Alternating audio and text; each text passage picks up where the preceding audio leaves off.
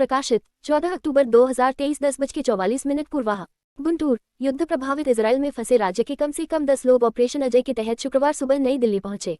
Hamas के लगातार हमलों के बाद इजराइल में अराजकता फैल गई है। भारत ने अपने नागरिकों को वापस लाने के लिए गुरुवार को ऑपरेशन अजय शुरू किया। युद्धग्रस्त देश में फंसे 211 वयस्कों और एक शिशु को लेकर पहली चार्टर उड़ान गुरुवार को बेन गुरियन अंतर्राष्ट्रीय हवाई अड्डे से रवाना हुई।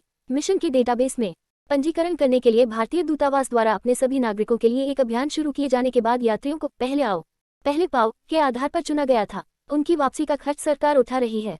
एपीएनआरटीएस के उप निदेशक करीम ने कहा। इस बीच एपीएनआरटीएस ने भारतीय दूतावास के साथ समन्वय में हेल्पलाइन नंबरों की घोषणा की थी और इजराइल में फंसे एपी के लोगों की मदद के लिए अपनी वेबसाइट पर विवरण प्रदान किया था। टीएनआई से बात करते हुए उन्होंने कहा कि प्रवासियों से एकत्र किए गए विवरण उनकी निकासी में तेजी लाने के लिए केंद्र सरकार के साथ साथ भारतीय दूतावास के साथ साझा किए गए थे।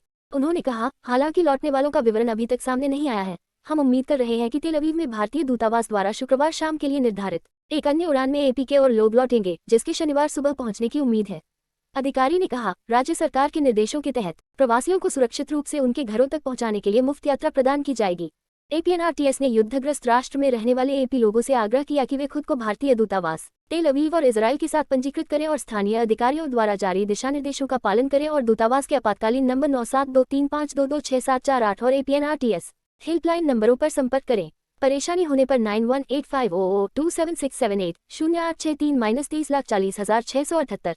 आधिकारिक रिपोर्टों के अनुसार इजराइल में लगभग 18,000 भारतीय नागरिक रहते और काम करते हैं, जिनमें देखभाल करने वाले छात्र, कई आईटी पेशेवर और व्यापारी शामिल हैं।